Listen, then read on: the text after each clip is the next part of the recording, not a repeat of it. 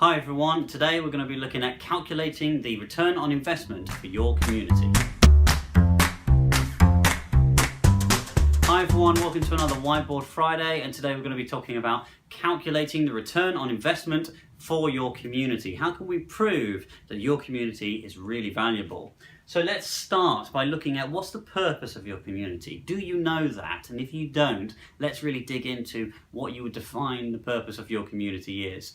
Why is it there? What's a great outcome? What are the conversations that you really want to highlight? What's the value that your community is adding? Let's really dig into what the purpose of your community is and make sure that you can define it.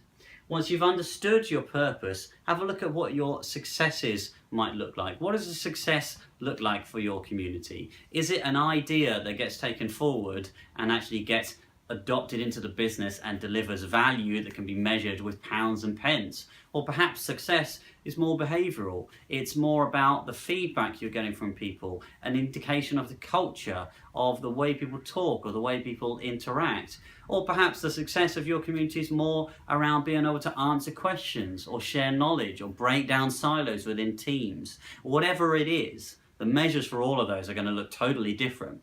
So you need to define what success is for you, and ultimately it needs to be something that you can prove.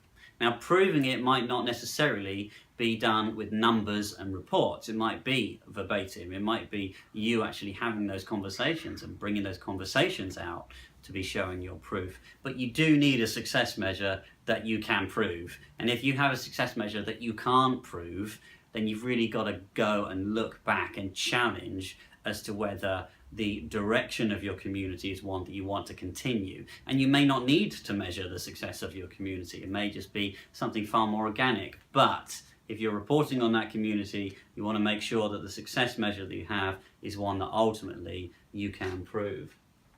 Now, once you've got that proof in mind, you want to identify your measures. So what are you going to use in order to be able to measure the value of that community? Now, you really want to dig into those measures and challenge yourself as to, is this measure telling me what I want to know? So if I gave you a number, I said, within our community, we've had 500 comments this month.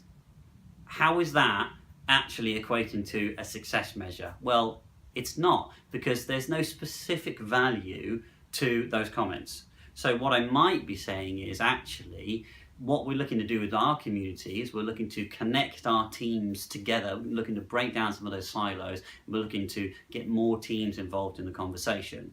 So we've had 500 comments this month from 20 different teams out of the 22 teams that we were looking to network together, which means that people across those teams are talking and working together, and that is proving our success measure. That is a measure that you can take to the bank. Another measure, let's say you've got a help desk. So you want people to be able to come into your group, self-service themselves with knowledge, and or be able to get in touch with the right people in the right place, and you're going to give them guidance on where to go. Saying we've had 3,000 people visit our group this month is not a valid success measure against what it is you're trying to prove. What you're saying is you want a measure that shows, firstly, people have been able to self-service themselves, so perhaps there might be a reduction in calls as a result of the group that you put into your main help desk, and or people are finding the knowledge that they need. So you could have a look at the number of views for different types of content and see how they equate to common queries and common areas that you've been focusing on. Or you might say people are able to start shaping that knowledge base further in order to be able to make that knowledge base more useful, in which case you could look at specifically comments on documents that are related to processes that are important to you.